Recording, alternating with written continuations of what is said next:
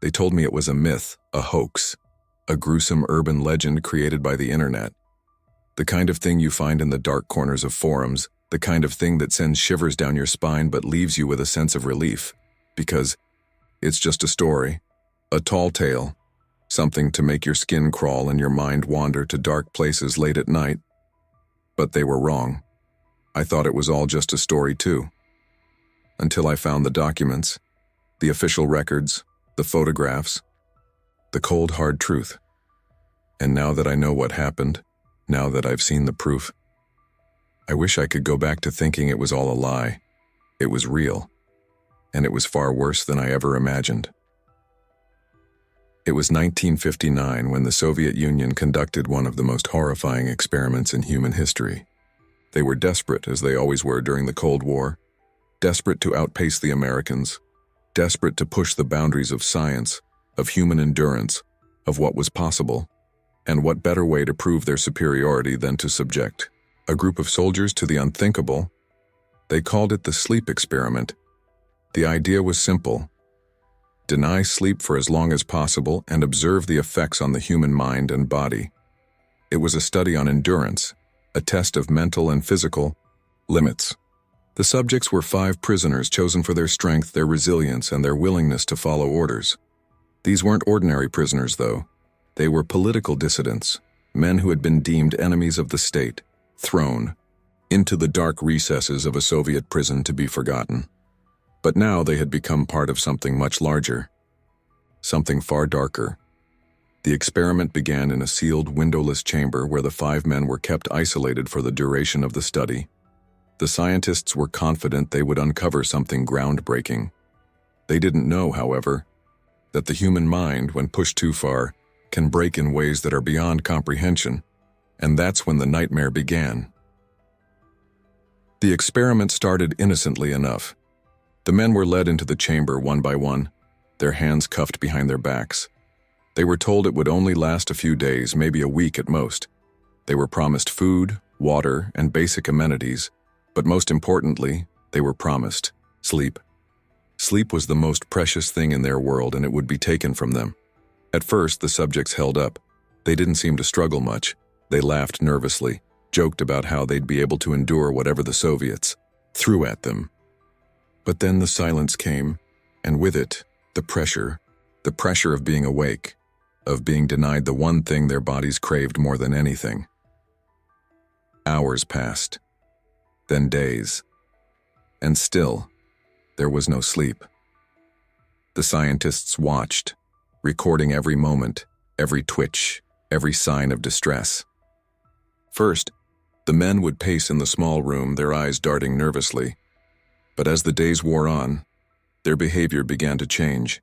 They started talking to themselves, then to each other, and then to things that weren't there. It was the first sign that something had gone terribly wrong. By the 4th day, the men had begun to lose their sense of time. They stopped talking to each other. Instead, they would sit quietly in corners, muttering unintelligible words. Some of them began to shake uncontrollably, while others stood still for hours, staring at the walls. But the worst part, the part that still haunts me to this day, was the way their eyes changed. Their eyes were no longer human. They were wild, vacant, as if something inside them had snapped. They looked at the scientists with an unsettling, unblinking gaze, as if seeing right through them. Their pupils were dilated, like black holes, swallowing all the light around them. And then the scratching began. At first it was quiet, almost imperceptible, a faint sound like nails on the floor. But soon it grew louder. The men would scratch at the walls, the floor, their own skin, as if trying to claw their way out of something that wasn't there. The scientists watched in stunned silence, unsure of what to do. It wasn't just the men's minds that were deteriorating, it was their bodies too. By day 5, the first man collapsed. His body crumpled to the floor, unable to stand any longer. His face was twisted in agony, his hands clutched at his chest as if trying to hold on to something that wasn't there. His breathing was ragged, a desperate gasp for air. But the others didn't care. They were too far gone. The second man followed soon after. He simply stopped moving altogether, his body stiff and cold, as though rigor mortis had set in far too early. His once lively eyes were now dull, lifeless. He was the first to die, and that was when the first scream came. With the first death came the realization that there was no turning back. The experiment had gone too far. The scientists, once confident in their ability to control the situation, began to panic. They attempted to sedate the remaining subjects, but it was no use. The men had become far too dangerous. One of them started tearing at his own flesh, clawing at his arms until the skin came off in bloody strips. Another began to laugh uncontrollably, the sound echoing through the chamber like the cackling of a madman. His face twisted into a grotesque grin, his teeth bared in a horrific snarl. But the worst of it came from the last two. They began to speak in hushed whispers, in a language no one could understand. They had become something else, something inhuman, and then one by one they turned on each other. There were no more screams, just the sickening sounds of tearing flesh, of bone snapping, of human bodies being torn apart by hands that were no longer their own, and then there was silence. The scientists entered the chamber cautiously, only to find the last two subjects standing. They were covered in blood, their eyes wide and unblinking. One of them, his face an unreadable mask, walked toward the door, his hands outstretched. His body was so emaciated, it seemed like it might break apart at any moment. But it was the smile on his face that stayed with me. That was the last thing I saw in the photos, the final image. A man, broken beyond recognition, his lips twisted into a smile that sent shivers down my spine.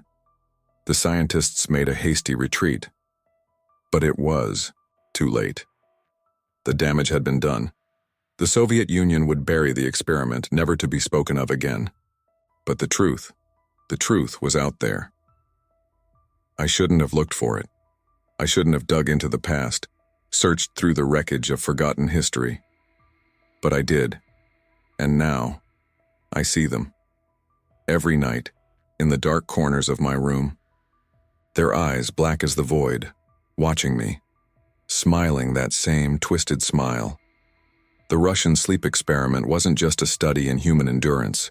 It was a study in how far the mind can go before it breaks.